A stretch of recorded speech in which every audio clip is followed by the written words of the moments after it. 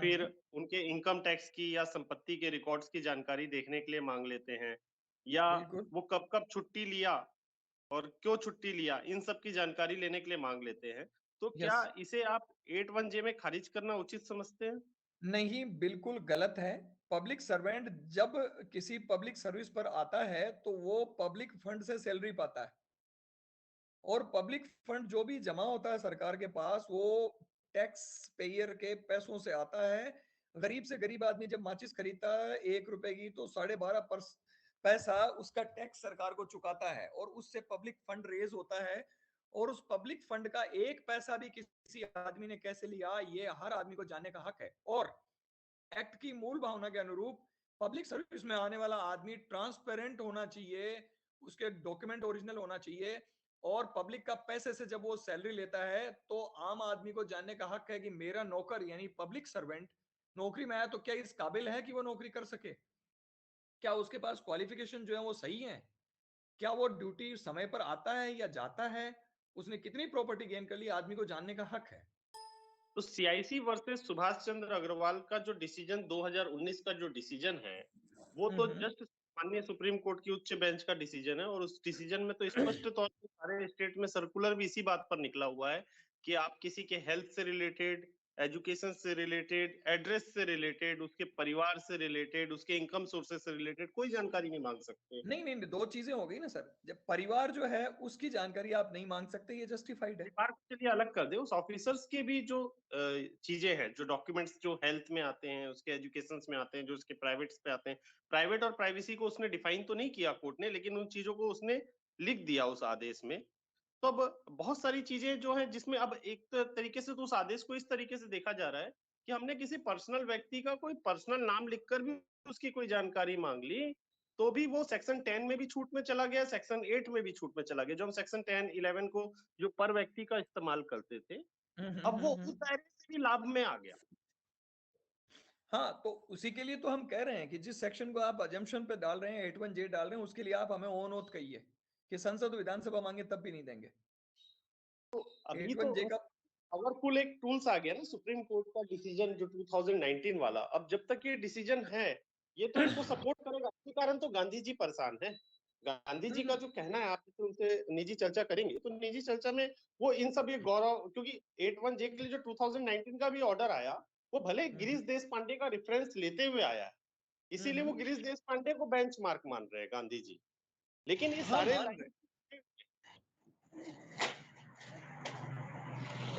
Benchmark मांग रहे हैं, उसी के बेस पर सबको परेशान कर रहा है।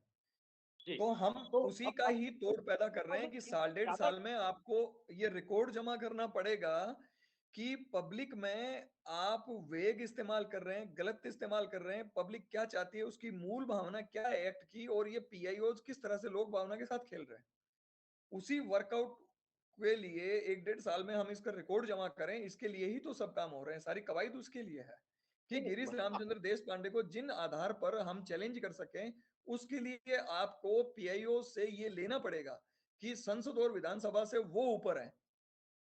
और इसका सिर्फ 99.99 मामलों में गिरीश रामचंद्र देश पांडे के हवाले से जवाब आएगा। मैं माफी चाहूंगा, सर। डिस्कशन एक हुआ था, हम लोगों की एक ग्रुप डिस्कशन हुई थी। उस ग्रुप हम्म। डिस्कशन में ये बात आई थी कि भाई जो आयोग है और जीएडी है, ये दो डिपार्टमेंट लीड करती है जनरली राज्य के। इस डिपार्टमेंट को, सूचना के अधिकार के डिपार्टमेंट को, मेन ऑर्डर इन्हीं का माना जाता है। तो बिल्कुल। हम पर्टिकुलर इस आयोग में और जीएडी में हम इस तरीके के कुछ डिसीजंस को मेक करें, तैयार करें, या उनसे इस तरीके के ऑर्डर लेके जाने के लिए हम उनसे कार्रवाई करके, जैसे आपका जो प्रेजेंटेशन है, इतना खूबसूरत प्रेजेंटेशन दिया। मैं अभी थोड़ी देर पहले जब वो किया था, तो मैं सुरेश जी से सिर्फ यही पूछने के लिए किया था कि एक आप रिकॉर्ड कर रहे हैं तो हमारे साथियों तक पहुंचना चाहिए, इतना सुंदर प्रेजेंटेशन है ये। और इस तो प्रेजेंटेशन को अगर पार्ट पार्ट तोड़ के तैयार कर दे, उसको बकायदा ड्राफ्ट बनाते हुए, तो हमको हर जीएडी और आयोग में देने के लिए बहुत उपयोगी हो सकता है आपका प्रेजेंटेशन। हम देवेंद्र जी, हम इसका दूसरा हिस्सा लेते हैं, उसमें आपको थोड़ा और अच्छा लगेगा। जी बिल्कुल सर, धन्यवाद। देखिए, आरटीआई एक्ट में देवेंद्र जी ने बहुत खास अच्छी और बड़ी कीमती बात उठाई है। ये अक्सर हालात ये हैं कि पीआईओज संगठित हैं, हर मुमकिन पॉसिबल पर वो ये कोशिश करने में, कवायद करने में, एक्सरसाइज करने में लगे हुए हैं कि आम नागरिक को इंफॉर्मेशन चाहे किसी भी तरह से हो नहीं मिले। इतने ढीठ हो गए हैं कि आरटीआई आवेदन का जवाब नहीं देते। आप फर्स्ट अपील कर लो, कोई डिसीजन नहीं आता, फिर आप आयोग में चले जाओ। आयोग में पेंडेंसी जितनी ज्यादा संख्या में बढ़ेगी, जितने नंबर ऑफ केसेस बढ़ेंगे, आम आदमी को न्याय मिलने में उतनी ही देरी होगी। और पीआईओज उन सारे जजमेंट्स को कलेक्ट करके रखते हैं जिनसे आपको इंफॉर्मेशन डिनाई किया जा सके। शैलेश गांधी सर के शब्दों में right to denial to information की तरह इस्तेमाल कर रहे हैं। तो उसका एक दूसरा अल्टरनेट जो है, उस पर हम अब बात करना चाह रहे हैं, जिसके बारे में मैंने सेशन में आपको इससे पहले भी कहा।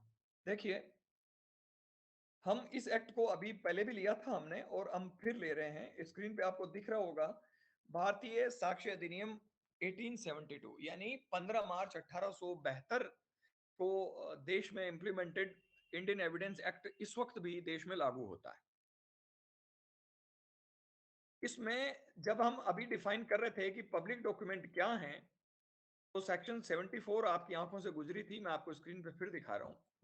डायरेक्ट में है कि जब पब्लिक सर्वेंट के अथॉरिटी में कोई डॉक्यूमेंट है, या किसी संगठन के हैं, या ट्रिब्यूनल्स के पास हैं, तो सारे डॉक्यूमेंट जो है पब्लिक डॉक्यूमेंट है। तो क्या आरटीआई एक्ट के अलावा ऐसा कोई टूल नहीं है कि पब्लिक अथॉरिटी के पास कोई कागज हैं वो मिल जाएं?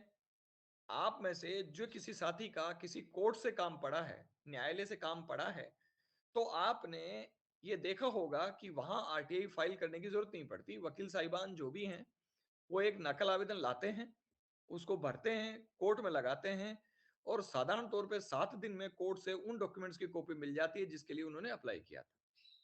या जी। एक्स्ट्राऑर्डिनरी स्पीड के लिए अगर उनको चाहिए तो तत्काल में वो 24 घंटे में, यानी फाइल करने के अगले दिन मिल जाती है।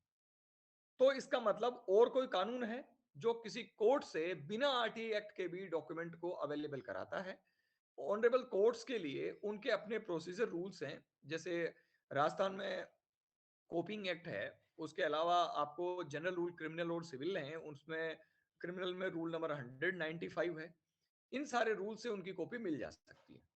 तो क्या न्यायालय के अलावा अन्य पब्लिक अथॉरिटी के पास जो डॉक्यूमेंट है, जो कि सेक्शन 74 में डिफाइन किया हुआ है इंडियन एविडेंस एक्ट में, उन डॉक्यूमेंट्स को क्या भारत का आम नागरिक बिना आरटीआई लगाए भी हासिल कर सकता है? जब आरटीआई एक्ट नहीं था, तो क्या पब्लिक अथॉरिटी के पास जो भी डॉक्यूमेंट अवेलेबल थे वो किसी भी तरह से किसी आम नागरिक को नहीं मिल सकते थे? जवाब है, बिल्कुल मिल सकते थे। और आरटीआई एक्ट के अलावा भी इतना शक्तिशाली टूल इस देश में मौजूद है जिसका एक्सरसाइज बहुत कम लोग करते हैं, और जो लोग एक्सरसाइज करते हैं उनके लिए बड़ा खूबसूरत सा ऑप्शन है। देखिए, नीचे अब स्क्रीन पर आपको सेक्शन 76 मिल रही है, दिख रहा है?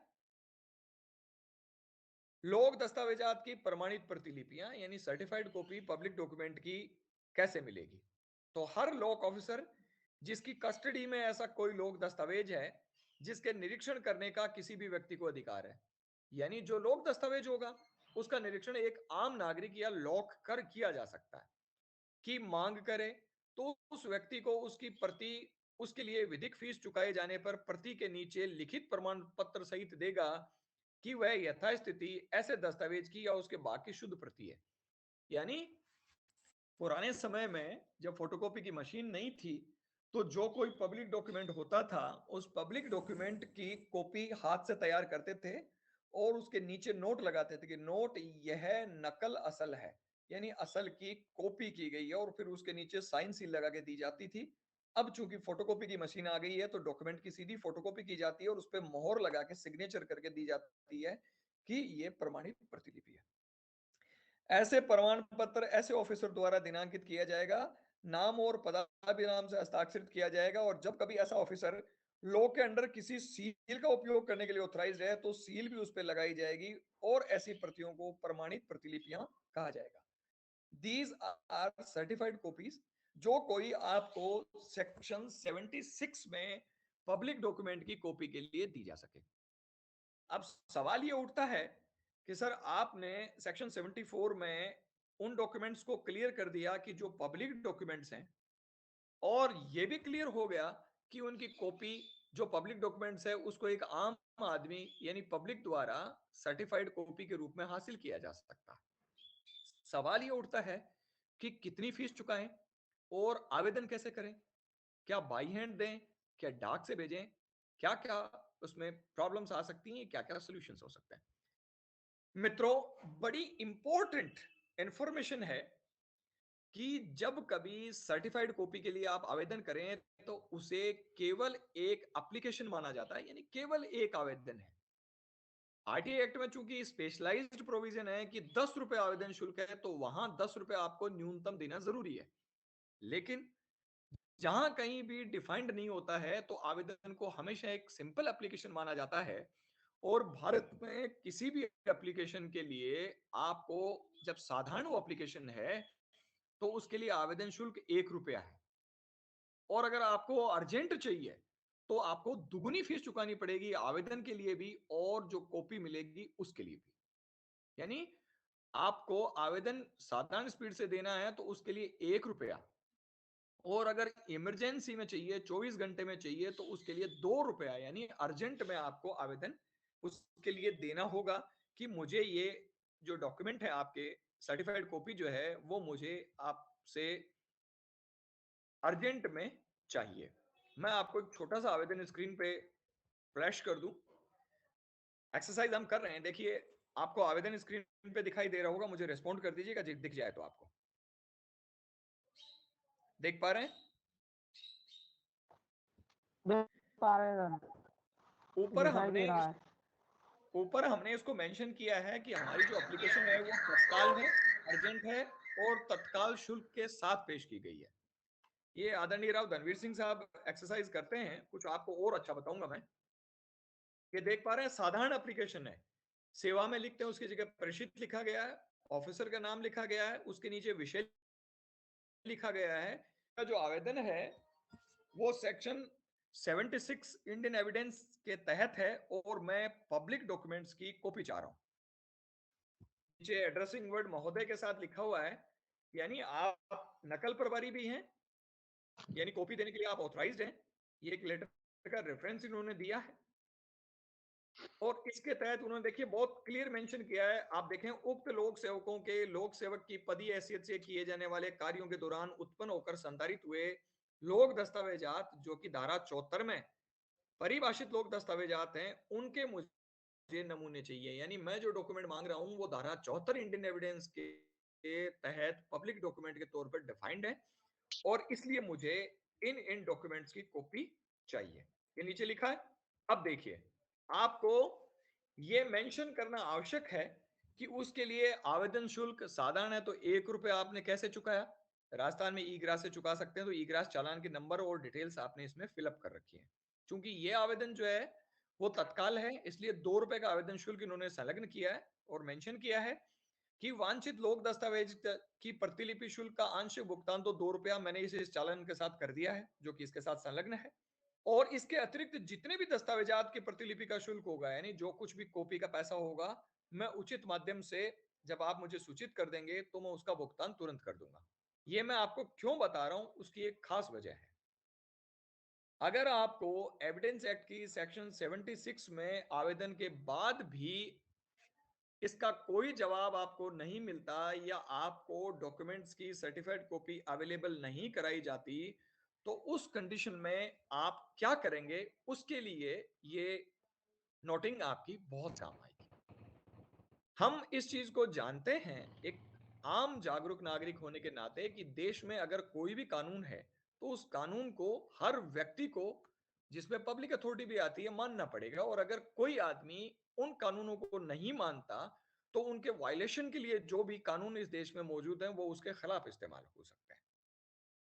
भारत में 2019 में जो नया कंज्यूमर प्रोटेक्शन एक्ट आया है उसकी धारा 2 का 2 ये कहता है कि जो कोई किसी सेवा के वास्ते किसी फीस का भुगतान करेगा और ये प्रॉमिस करेगा कि ये तो आंशिक भुगतान मैंने कर दिया और बाकी जो है वो मैं चुका दूंगा, और अगले को एप्लीकेशन मिल गई, यानी उसे पैसा तो मिल गया, यानी जब पैसा किसी आदमी को मिल गया और किसी ने चुका दिया और वो प्रॉमिस करा कि साहब बाकी मांगेंगे तो मैं दे दूंगा, तो उन दोनों के बीच में कंज्यूमर और सर्विस प्रोवाइडर के रिलेशन कानूनन स्थापित हो जाते हैं।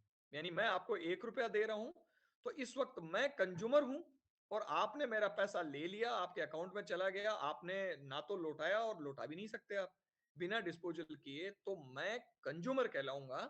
ऐसा सेक्शन 2 में डिफाइन किया गया है नए कंज्यूमर प्रोटेक्शन एक्ट में।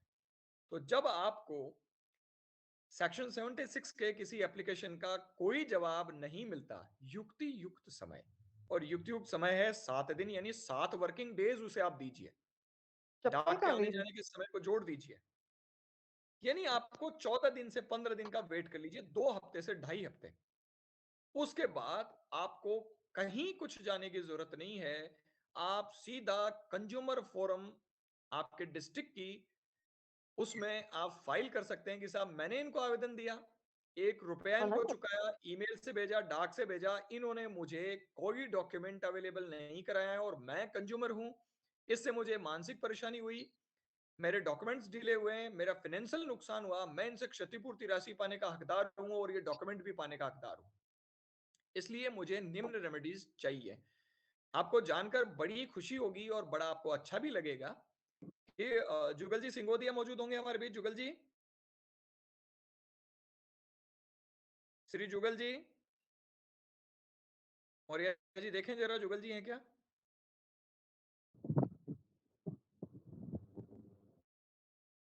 मुझे लगता है जुगल जी मीटिंग में आज मौजूद नहीं है, बड़े उनकी भी व्यस्तताएं रहती हैं। तो मैं बता दूं कि जुगल जी ने अभी यानी 12 तारीख को जयपुर में कंज्यूमर फोरम में इस केस की फाइल को एडमिट करवा दिया है, और उसके साथ जितने भी मैं खुद भी मौजूद था उनके साथ, 11 तारीख को मेरा जाना हुआ और 12 तारीख के लिए उन्होंने उस फाइल को एडमिट करवा दिया है, और उसके लिए नोटिस जारी होंगे 24 तारीख को इसी महीने को। तो हम बिल्कुल नई नजीर भी आपके सामने पेश कर रहे हैं कि जब पीआईओ इस कदर बदमाशी पे उतर जाए कि आपको दे ही नहीं, तो आप उसे कंज्यूमर के तौर पर भी डील कर सकते हैं, फिर उसको कानूनी खर्चा जो आपका लगेगा वो भी देना पड़ेगा, जो जुर्माना उस पर लगेगा वो भी देना पड़ेगा, और इंफॉर्मेशन तो उसको देनी ही देनी है। और दूसरी बात, यहां भी रास्ता फौजदारी का भी निकलता है, जहां कहीं भी आपके किसी कानून का उल्लंघन होता है वहां आप क्रिमिनल केस की ओर भी जा सकते हैं, लेकिन उसके लिए आपको वेट करना पड़ेगा कि वो केस डिस्पोज हो जाए। यानी इंफॉर्मेशन आपको चाहिए तो आप कंज्यूमर प्रोटेक्शन एक्ट की ओर भी जा सकते हैं। अब सवाल ये उठता है कि साहब कंज्यूमर कोर्ट की तरफ हम जाएं तो पहली बात तो केस में कहां दर्ज करूंगा? वसीम आलम साहब ने मान लीजिए कि इंफॉर्मेशन मांगी कर्नाटका से और उनके पास रांची में उसका जवाब पहुंचा या नहीं पहुंचा, तो कंज्यूमर केस कहां दर्ज होगा? तो उसी से हुआ। कोई बोल पा रहे हैं? जो साथी सर बोलना मैं चाह रहे हैं इस वो बात को म्यूट अनम्यूट कर लें खुद को। कहना चाहूंगा, अगर आप अनुमति दे तो। सर ये ओपन प्लेटफॉर्म है, कोई अनुमति की जरूरत नहीं, सीधा बोलिए प्लीज। देखिए क्या आपका वक्तव्य चल रहा है, बीच में इंटरवेल ना है, क्योंकि मैं ये जानता हूँ कि ये जो बात अपने को जो करनी है, मैं भले आपसे जो करने जा रहा हूँ वो आपको हो सकता है किसी साथी को लगे कि ये नकारात्मक बात हो, लेकिन वो हमारे लिए इसलिए जरूरी है, उसको नकारात्मक तरीके से ना देखें, उसको पॉजिटिव वे में ये देखें कि हम इसका रास्ता कैसे मिलकर निकाल सकते हैं, इसलिए मैं इस बात को जोड़ना चाहता हूँ। जी माननीय उड़ीसा न्यायालय में हाई कोर्ट में मुझे अच्छे से याद नहीं, एक केस चलता है 2007 या 2008 का था, हमारे किसी भाई ने उसको कंज्यूमर फोरम में इसी आधार पर लिखे गया था कि वो शुल्क की परिभाषा में आ रहा है, तो वहां पे माननीय न्यायालय ने दो बातों को उसमें जोड़ा था। मैं उस दो बातों को उसमें आपको इंडिकेट करना चाह रहा हूँ क्योंकि आप बहुत ही इसमें टेक्निकल पर्सन है, हमको इससे आपसे सीखने मिलेगा। उन्होंने बोला था कि यहाँ पे क्रेता विक्रेता के बीच का संबंध भी होना चाहिए, मतलब उपभोक्ता और विक्रेता, मतलब कोई चीज सर्विस प्रोवाइड के लिए वो होनी चाहिए जिससे कोई इनकम दोबारा भेजेंगे देने तो के दोबारा आना। उद्देश्य से किया गया। Hello Maurya ji common mute कर दें, देवेंद्र जी अपने आप को अनम्यूट कर लेंगे, बीच में तेजस्विनी मैडम की ओर से डिस्टरबेंस आ रहा है। Sorry sir. कॉमन म्यूट कर दें मौर्य जी। इसमें मेरी आवाज जा रही है, बताइए। अभी भी आ रही है? देवेंद्र जी प्लीज आप आपको आप अनम्यूट कर लें, कैरी ऑन प्लीज। हाँ, मैं बोल रहा था कि वहां पर एक विक्रेता, एक सर्विस प्रोवाइडर, जैसे रेलवे है, रेलवे एक सर्विस प्रोवाइडिंग ऑर्गेनाइजेशन है, गवर्नमेंट का डिपार्टमेंट है जो रेल सर्विस देने के लिए बना हुआ है। टेलीफोन डिपार्टमेंट है, वो टेलीफोन सर्विसेज देने के लिए बना हुआ है। इलेक्ट्रिसिटी डिपार्टमेंट है, क्योंकि इससे करके वो एक इनकम भी जनरेट कर रहे हैं। तो ऐसे सभी डिपार्टमेंट कंज्यूमर्स के दायरे पे लाए जाएंगे, लेकिन सूचना का अधिकार कंज्यूमर लाइन के दायरे पर नहीं आएगा। उनको, उन्होंने उस पर स्पष्ट किया था, और उनका जो स्पष्ट करने का उसमें आधार था वो ये था कि ये आपको अधिकार के बतौर दिया गया है। यह कोई सर्विस प्रोवाइडिंग या कोई सेल्स करके आय जनरेट करने के लिए नहीं है। ये आपका अधिकार है, इसीलिए कंज्यूमर फोरम के दायरे में नहीं आएगा। और जो शुल्क लिया जाता है, वो शुल्क लेने का आधार जो आपको इसका रिस्पॉन्ड देना है या जो करना है वो उसमें आता है। लेकिन ये जो सर्विस की परिभाषा को उन्होंने, सर्विस फीस की परिभाषा को उन्होंने इस बात को बोल के वो कर दिया है कि ये सर्विस प्रोवाइडिंग वर्क नहीं है। पहला। दूसरा, जो अपन जो सेक्शन 76 में लोक दस्तावेजों में जा रहे थे, उसमें फीस की समस्या नहीं आती है ज्यादातर साथियों को। उसमें समस्या ये आती है कि जब वो जानकारियां देने से मना कर दिया जाता है, तो उन जानकारियों की कोई अपील या सुनवाई का प्रोविजन नहीं है। या आपने जैसे थोड़ा, जैसे या तो हमको सीधा उसी एक्शन पे जाना है कि आपने देश के कानून को मानने से इनकार कर दिया, इस कारण से देश में बने हुए उस कानून से जब आप उसको इनकार कर रहे हैं, तो जो उस पे लागू होगा वो आप पे लागू होगा, आपको उस एक्शन पे जाना होगा। लेकिन इसके लिए एक प्रॉपर कोई नहीं होने के कारण सेक्शन 76 का उपयोग हमारे भाई लोग नहीं कर पाते। जहां पर इसकी व्यवस्था तय की गई है, जैसे कोर्ट है या कोई ऐसे तहसीलदार ऑफिस है जहां, या कलेक्ट्रेट ऑफिस है, जहां पे पर्टिकुलर किसी चीज को लाया गया है नकल के दायरे में, उन्हीं जगह पर सेक्शन 76 लागू हो पा रहा है सही तरीके से, क्योंकि वहां पे लोक सेवा गारंटी के साथ जोड़ा गया है उसको। जहां पर लोक सेवा गारंटी के साथ उसको नहीं जोड़ा गया है, उसको भी मानने से इनकार कर दिया। और मैं एक बहुत हास्यास्पद बात बताऊंगा। मैं एक डायरेक्टर हेल्थ के एक उसमें चल रहा था, मैंने उसको बोला कि सर ये तो आपका पब्लिक रिकॉर्ड है, पब्लिक डॉक्यूमेंट्स है, ये तो आपको देना चाहिए। तो उनका कहना है कि, मैं उनकी पर्सनल बात, मैं इस बात को नहीं मानता हूँ, लेकिन फिर भी मैं दोहरा रहा हूँ, क्योंकि हमको इन सब चीजों की ना तैयारियां रखनी चाहिए करके। उनका कहना है कि देखना, एक्ट में कई बार ये लिखा रहता है कि कौन सी दस्तावेजें पब्लिक के लिए ओपन प्लेटफॉर्म पे रखी जाएंगी। जैसे मान लीजिए कि मैंने किसी हॉस्पिटल के लिए पंजीयन दिया, तो वो पंजीयन उसको वहां पे बाहर में बोर्ड में टांग के रखना है। वो आप किसी प्राइवेट उससे भी डॉक्टर से ले सकते हैं, उसको भी हम लोग दस्तावेज मानते हैं। लेकिन जो डॉक्यूमेंट हमारे निहित की गई हैं, जो काम करने के लिए की गई हैं, जो अभी 2005 के एक्ट आने से पहले, आरटीआई एक्ट के आने से पहले जो नहीं मिल पाता था, वो इसी कारण से नहीं मिल पाता था क्योंकि उसमें डिफाइन किया जाता था कि ये जनता के लिए होंगी, ये रजिस्टर जनता के लिए होगा, ये दस्तावेज जनता के लिए होंगे। वही सिर्फ पब्लिक के लिए खुले उसमें होते थे, और जो नहीं लिखे होते थे वो लोक, जैसे लोक सेवक है वैसी लोक दस्तावेज है, वो लोक सेवक के साथ ही लोक दस्तावेज रह जाते थे। इसको मैं, उनके कहे हुए शब्दों को मैं आपको दोहरा रहा हूं, क्योंकि हम, वो लोग हमसे बहुत ज्यादा एडवांस है, आगे हैं, और हमको उनके बराबर या उनसे आगे बढ़ना पड़ेगा, तभी हम आरटीआई के लिए कुछ कर पाए। धन्यवाद सर।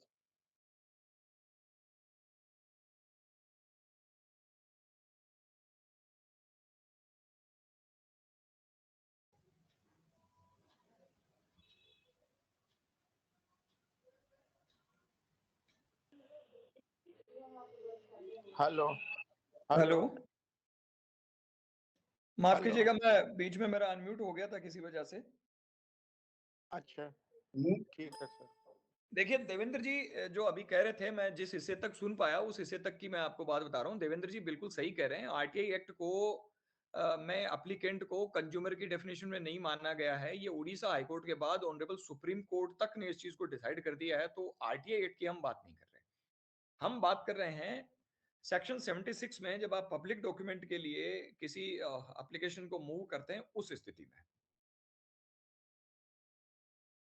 कोई बोल रहे थे साथी?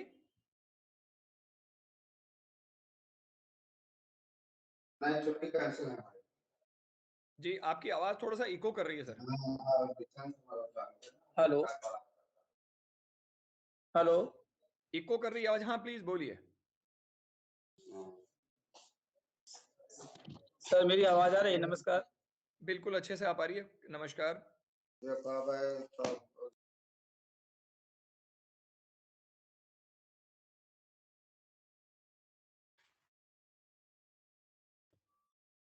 सर मेरी आवाज आ रही है? सब सुन पा रहे हैं तेजस्विनी मैडम, सुन पा रहे हैं हम। मैं यूँ कह रही थी कि मैंने नगर परिषद में एक आरटीआई लगाई थी, जिसके 45 दिन होने के बाद में भी, अपील करने के बाद में भी मेरे पास कोई रिप्लाई नहीं आया। बीच में मैं भी कट गई थी क्योंकि मैं भी हॉस्पिटल में हूँ। जी, तो अब 45 दिन तो हो चुके, अब मुझे क्या करना चाहिए? 45 दिन में डिसीजन करेगा। आपको कम से कम 1 वीक और रुक जाना चाहिए बस। अच्छा। क्योंकि एक्ट ये कहता है 45 डेज में डिसाइड करेगा, तो आपको उसके रिस्पॉन्स को पहुंचने के लिए उतना युक्त समय देना चाहिए कि आपको जवाब मिल जाए। तो अभी जी। आपको कुछ नहीं करना चाहिए। 7 दिन के बाद फिर आपके पास 2 ऑप्शन है। आप सेकंड अपील में भी जा सकती हैं और क्रिमिनल प्रोसीजर की तरफ जाना चाहें तो वो भी जा सकते हैं। क्रिमिनल प्रोसीजर के लिए क्या करना पड़ेगा? क्रिमिनल प्रोसीजर के लिए आप या तो एफआईआर दर्ज करें या कोर्ट तक आए। देखिए देवेंद्र जी, हम कुछ जजमेंट्स की बात कर रहे हैं। अभी बड़ा अच्छा उन्होंने क्वेश्चन उठाया और बहुत जरूरी भी उन्होंने उठाया है, तो इस बारे में अपन बात करें।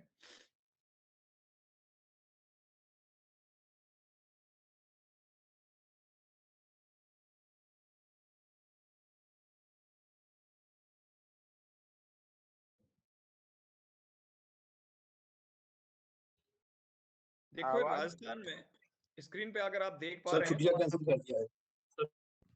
स्क्रीन पे आप देख पा रहे हैं तो एक कंज्यूमर फोरम का अभी ताजा तरीन 2020 का एक फैसला है, अक्टूबर 16 2020 का।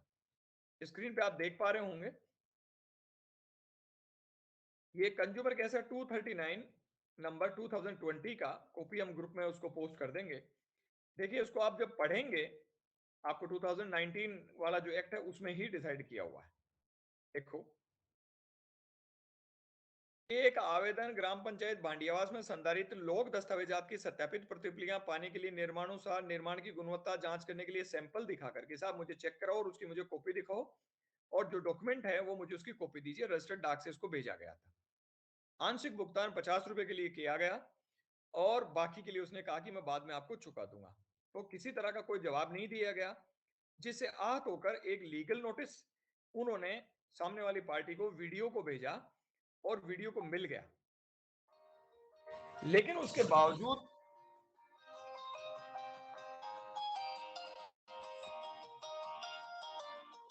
उन्होंने किसी तरह की कोई कॉपी सामने वाली पार्टी को अवेलेबल नहीं कराई और इसलिए उन्होंने ये मांगा कि साहब मुझे 50,000 रुपए तो मानसिक संताप के लिए दीजिए और 11,000 रुपया जो है वो मुझे परिवार के खर्च के तौर पे दीजिए। ये इनकी मेन मांग थी और मैं आपको इसका ऑपरेटिव पार्ट पढ़ाता हूं कि जिससे आपको क्लियर हो जाए। देखिए कुछ इससे पहले आपको कुछ साइटेशंस मैं स्क्रीन पे दिखा रहा हूं।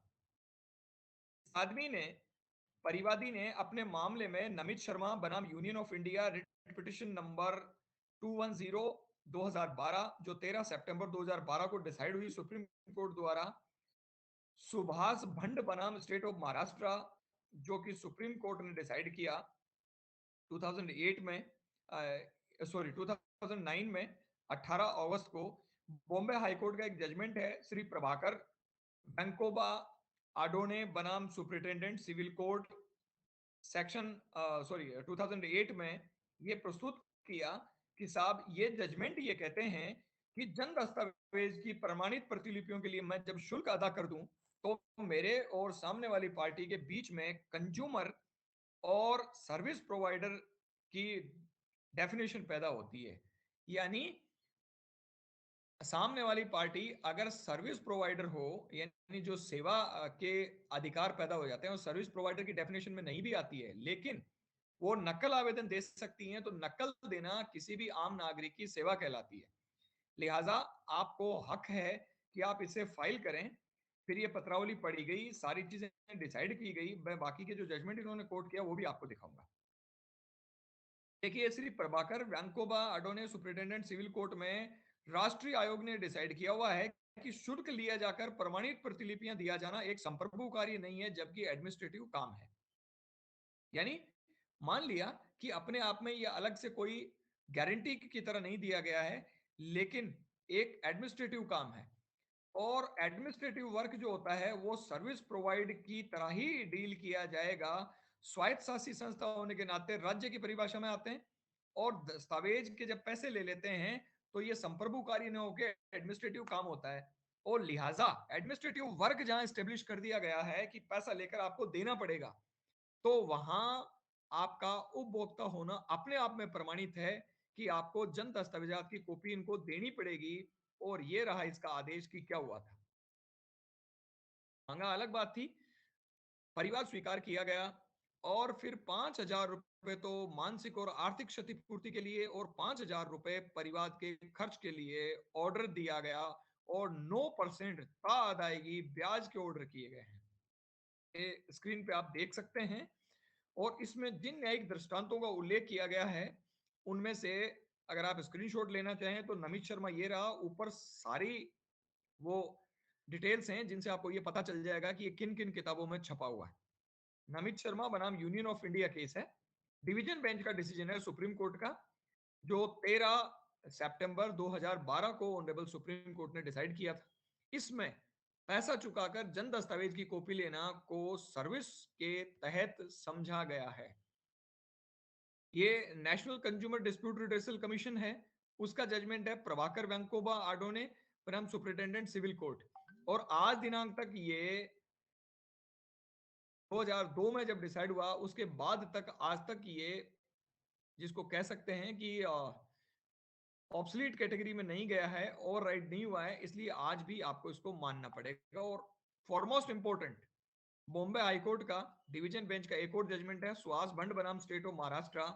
ये तीनों जजमेंट आपके कंज्यूमर प्रोटेक्शन एक्ट में लगाए गए किसी भी परिवाद में माइलस्टोन की तरह आपको कंज्यूमर स्टैब्लिश करेंगे, और सर्विस प्रोवाइड करने के लिए अगले को सर्विस प्रोवाइडर की तरह स्टैब्लिश करेंगे। तो आपके सेक्शन 76 में दिए गए नकल आवेदन के तहत आपको कंज्यूमर और अगले को सर्विस प्रोवाइडर प्रूव करेंगे, तो आपको कंज्यूमर प्रोटेक्शन एक्ट में लेकर उसे डील करना ही होगा। और हाल ही में जुगल जी ने फाइल किया है, मैं अजमेर हूँ, कल मैं पहुंचता हूँ, पॉसिबली कल जहां तक हो सके 16-17 केसेस मेरे भी हैं, तो मैं भी जयपुर सीकर पहुंच के वहां फाइल करता हूँ, तो जल्दी आपको उसके रिजल्ट्स मिलना शुरू हो जाएंगे। सवाल ये उठता है कि कहाँ दायर कर सकते हैं। तो पहले की बातें छोड़िए, जो नए करंट है उसको ऑब्सोल्यूट रूप में समझ लीजिए कि जहां कहीं भी कागज पहुंचा, या जहां से रवाना हुआ, या जहां उपभोक्ता रहता है। बड़ी इंपॉर्टेंट चीज देखिए, मैं राजस्थान के सीकर जिले का रहने वाला हूं, मैं झारखंड आया हुआ हूं, मैंने डाक झारखंड से पोस्ट की, पहुंची केरला, लेकिन मुझे नकल नहीं भेजा गया, तो मैं केस को कहां दर्ज कर सकता हूं? मैंने डाकघर झारखंड से उस डाक को पोस्ट किया था, मैं वहां दर्ज कर सकता हूं। या मेरा सीकर राजस्थान में जो केस है, डाक मैंने झारखंड से पोस्ट की, पहुंची केरला, लेकिन चूंकि मैं रहता हूं सीकर, तो मैं अपने लोकल जुरिस्डिक्शन में उसे फाइल कर सकता हूं। ऐसा नया कंज्यूमर प्रोटेक्शन एक्ट कहता है।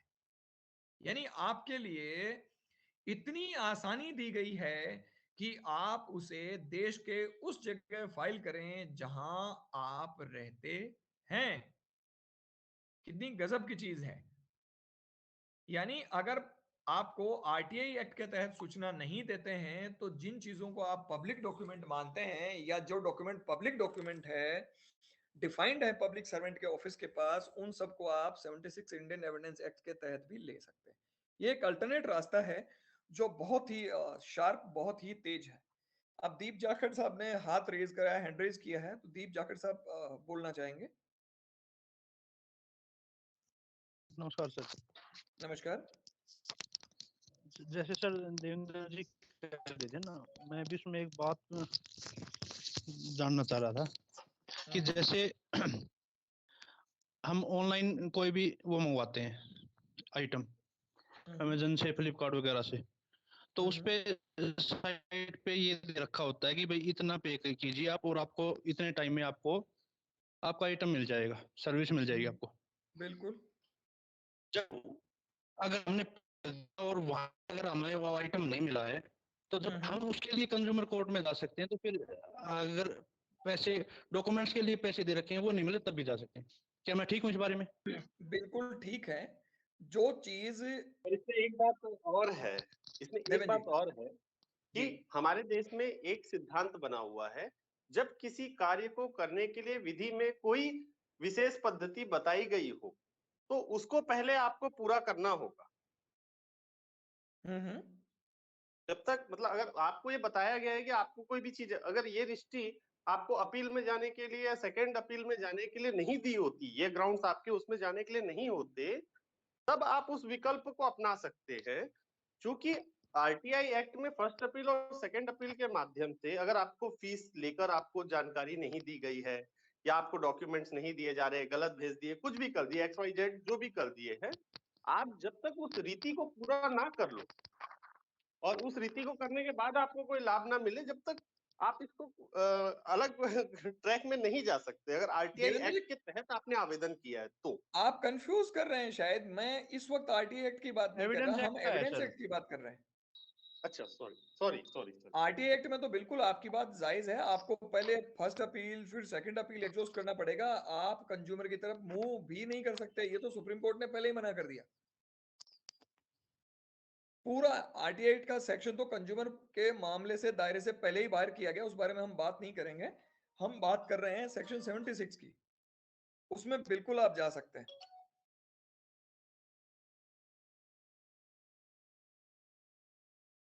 Thank you sir.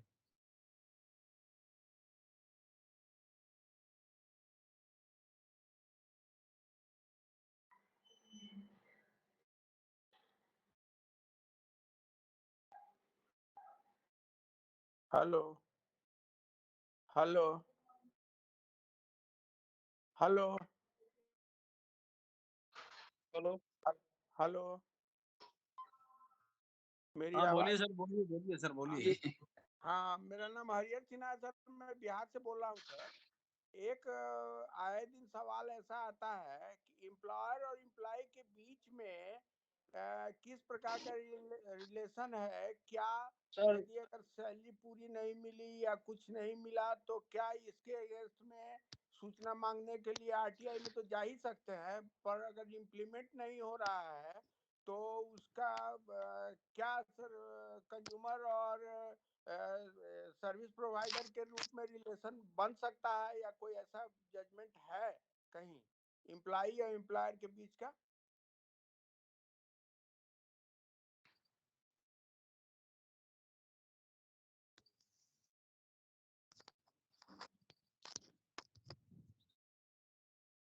Hello, network issue है सर, शायद जहांगीर साहब डिस्कनेक्ट हैं अभी।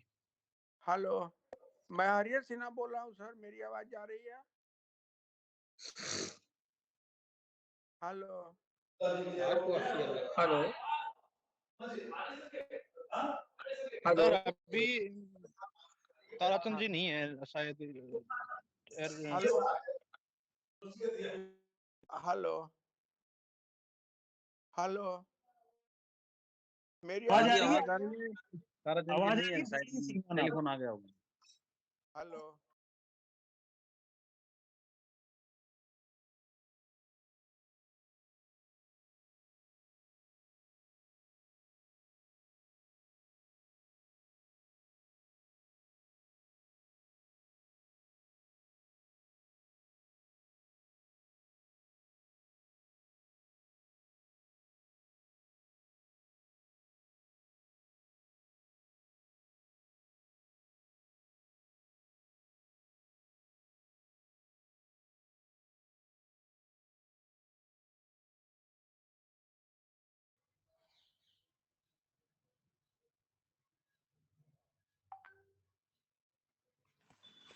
अभी कोई साथी पूछ रहे थे बिहार से कि क्या एक एम्प्लॉय और एम्प्लॉयर के बीच में सर्विस प्रोवाइडर के रिलेशन मेंटेन हो सकते हैं या कंज्यूमर फोरम में जा सकते हैं?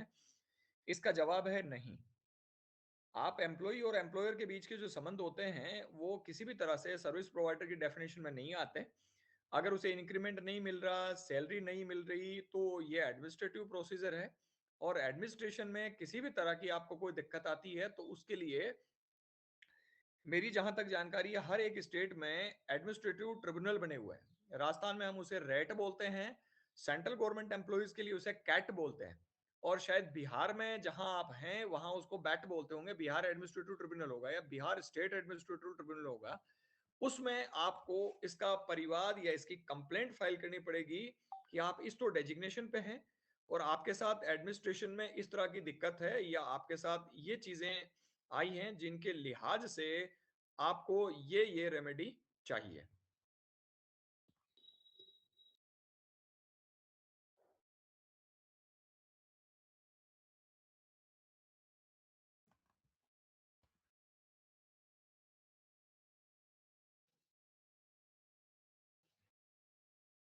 जी, आप सब लोगों के बीच में मैं फिर से हाजिर हूँ।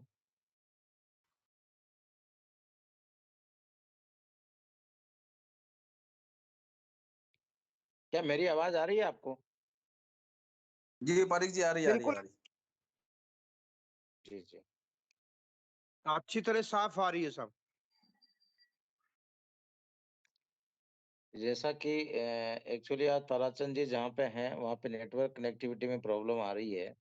तो बार-बार वो कट हो रहे हैं, बार-बार इंटर हो रहे हैं। तो हमें एक्चुअली जिस तरीके की जानकारियाँ ताराचंद जी दे रहे हैं, वैसे ही हमें 8-10 लोग और जानकारी वाले चाहिए हमें। तो हम कंटिन्यू ऐसी जानकारियाँ एक के बाद एक के बाद एक उपलब्ध करवाते रहें।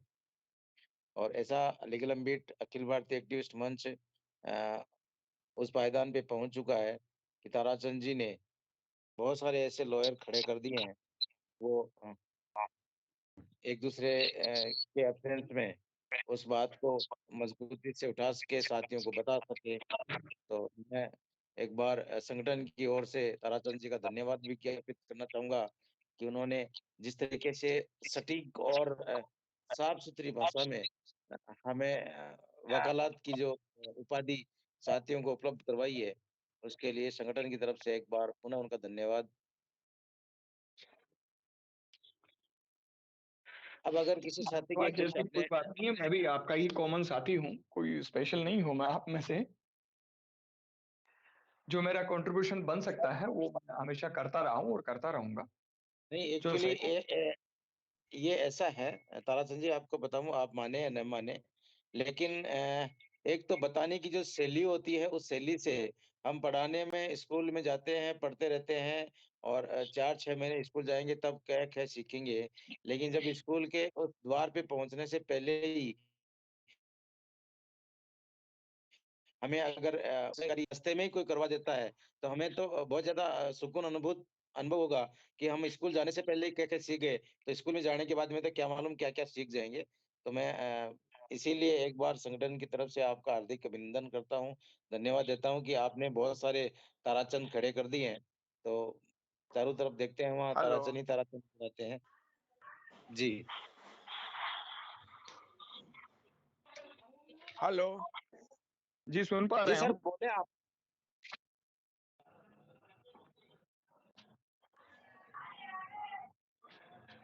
हेलो। जी जी सुन पा रहे हैं आप, प्लीज कैरी ऑन।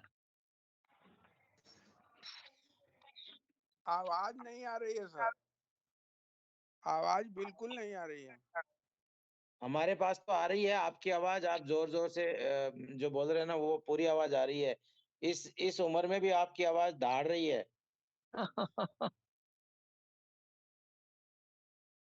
कहिए प्लीज। सिन्हा साहब आप कहें।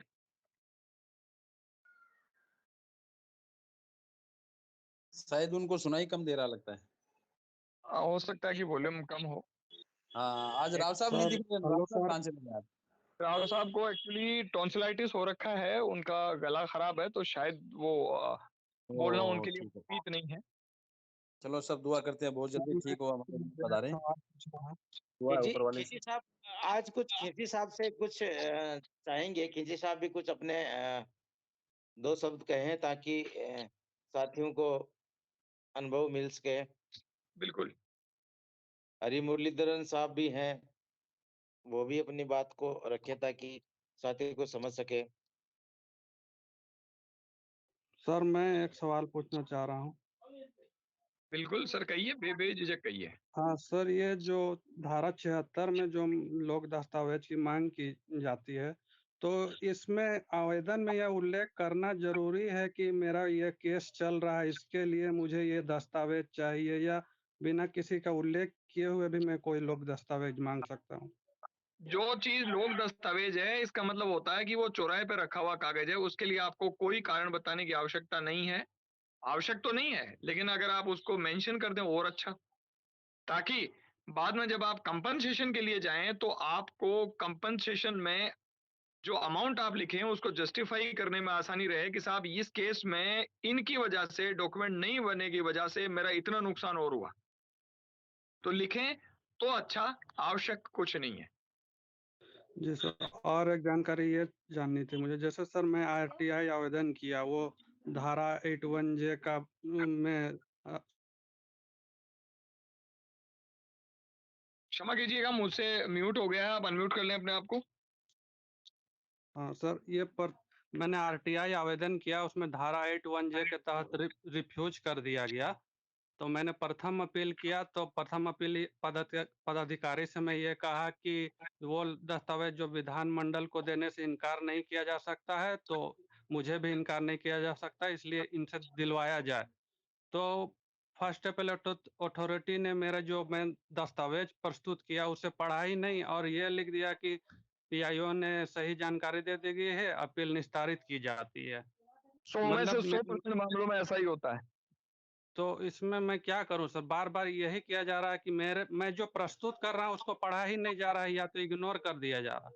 अब आप आयोग में जाएं और आयोग में जब उनकी हियरिंग पे आए ये सब चीज, तब आप इस चीज का रेज उठाएं कि साहब इन्होंने ये कहा है कि ये चीजें संसद, इनके जवाब से ये जाहिर है कि ये चीजें जो मैंने मांगी हैं ये संसद और विधानमंडल को नहीं देंगे, तो इनसे एफिडेविट लिया जाए, या उसी पब्लिक अथॉरिटी को आप अपने पुराने आवेदन जो हैं उनका रेफरेंस दें कि मेरा आवेदन संख्या इतना इतना, आवेदन संख्या इतना इतना, इस डाक से मैंने आपको भेजा था, उनके बारे में मुझे निम्न सूचना दे, और फिर नीचे एफिडेविट लगा दें कि इसके साथ संलग्न एफिडेविट की पूर्ति करके दें। जी जैसे मान लीजिए कि एग्जांपल के लिए मैं बता रहा हूं कि आपने स्टाफ अटेंडेंस रजिस्टर मांगा, वो कह रहा है 81J के तहत देनी नहीं है, तो आप उसे मांगे के साथ ये एफिडेविट में संलग्न करके भेज रहा हूं, इसकी पूर्ति करके भेजें आप कि स्टाफ अटेंडेंस रजिस्टर जो भी होता है वो संसद और विधानमंडल के मांगने पर मैं नहीं दूंगा। जी। और सर ये आयुक्त भी कभी कभी जो दस्तावेज प्रस्तुत करता हूँ तो उनको नहीं देखा जाता, अनदेखी करके ऑर्डर पास कर देते हैं। सेक्शन 21 पढ़ लीजिए सिन्हा साहब, आपको बहुत बड़ी रहनुमाई मिलेगी। आयुक्त साहिबान जो हैं वो जो भी अपॉइंट होकर आते हैं उनकी भी ये ड्यूटी है कि जब वो अपील को सुने तो आपकी सहानुभूति पूर्वक आपके साथ व्यवहार करें, और जो दस्तावेज और जो आपने सबमिशन उनको दिए हैं वो उसको कंसिडर करें। जी सर, वो कंसीडर नहीं करने पर मैं क्या कर सकता हूँ सर? नहीं करते हैं तो डिसाइड अगर आपके अगेंस्ट हो गया है तो आप कंसर्न हाई कोर्ट में उसकी अपील कर सकते हैं। सर तो सर 23 जो धारा है उसमें लिखा है कि कोई न्यायालय अपील ग्रहण नहीं करेगा या कोई शिकायत, तो उसके लिए क्या किया जाए? वो आदेश के लिए है, हाई कोर्ट के लिए नहीं है, उच्च तो न्यायालय नहीं लिखा। आयुक्त जो आदेश दिए उसके विरुद्ध न आगे जा रहा हूँ सर, या कोई आयुक्त शिकायत के विरुद्ध आप जा रहे हैं, वो उस अधीन के जो जा रहे हैं, हाई कोर्ट के लिए नहीं है वो रेस्ट्रिक्शंस। तो कोई न्यायालय जो लिखा हुआ है सर, कोई न्यायालय? कोई न्यायालय लिखा है, लेकिन आपका फंडामेंटल राइट वायलेट हो रहा है, और आयोग जो है वो जहां कहीं भी विधि का उल्लंघन हुआ हाईकोर्ट तो जाएंगे ना आप। ये चीजें जी नीचे वाली कोर्ट के लिए है कि आवेदन नहीं दिया और आप उस पर फौजदारी मुकदमा ठोक दे, नहीं ठोक सकते, आप अपील में जी जाएंगे। फर्स्ट अपीलेट अथॉरिटी ने कह दिया कि इनको सूचना दे दी जाए, और आप कह रहे हो कि साहब आपका ऑर्डर अगला नहीं मान रहा, आपको भी रगड़ूंगा, नहीं रगड़ सकते आप। जी जहां कहीं भी सद्भावपूर्वक काम कर रहा नहीं कर सकते। आदेश को चैलेंज कैसे करेंगे, आदेश गलत है या सही है, उसको तो अपील में जाएंगे। और हाईकोर्ट जब आप जाते हैं इस आयोग के फैसले के खिलाफ, तो वो अपने आप में अपील है। तो क्या जी लिखा है सेक्शन 23 में कि केवल अपील के अलावा आप कुछ नहीं करेंगे। तो आप हाईकोर्ट जब जा रहे हैं तो अपील ही तो कर रहे हैं। जी सर। तो उसके सर लिए कौन और एक जानकारी ये है कि स्पीकिंग ऑर्डर देना अनिवार्य है या नहीं है। ये लोग स्पीकिंग ऑर्डर, मेरा जो तथ्य मैं प्रस्तुत करता हूँ उसको तथ्य और पीआईओ के क्या तथ्य, उनको सारा को लिख के नहीं वो ऑर्डर देते हैं। वही तो मैंने आपको कहा कि जहां कोई भी चीज की कमी रही है वो उसके ऊपर आप हाईकोर्ट ही तो जाएंगे, और कहाँ जाएंगे। जी सर। वहां उस प्लेटफॉर्म पे उठेगा कि सर इनकी एक क्या कमी रही है। ठीक सर, सर आपकी धन्यवाद। अनुमति से एक बात जोड़ना चाहता हूँ। श्योर। उन्होंने जानकारी क्या मांगी थी ये अगर बताएंगे उनको सर जी, तो उसके रिलेटेड सीआईसी का ऑर्डर लेके वो मैंडेटरी कर सकते हैं उनको। श्योर। कि उन्होंने जो जवाब दिया है वो गलत है और सीआईसी ने ऑलरेडी इसके ऊपर ऑर्डर पास किया है। अगर वो इंफॉर्मेशन उन्होंने क्या मांगी है एप्लीकेंट बताएंगे तो मैं कुछ हेल्प कर सकता हूँ। सर मैंने इंफॉर्मेशन एक बैंक में कार्यरत कर्मियों की जानकारी मांगी थी जो 41B में स्वतः देय है, उसको 81J के आधार पर रिजेक्ट कर दिया गया। उस सेक्शन 4 की इंफॉर्मेशन है हाँ, ये लोग 41B खुद के डालना मांगता अंतर्गत था, ही वो हुआ। डाले नहीं है। तो वो मैंने सारा उसमें लिखा भी था कि 41B के अंतर्गत ही ये इंफॉर्मेशन आता है कि आपके बैंक में कौन कौन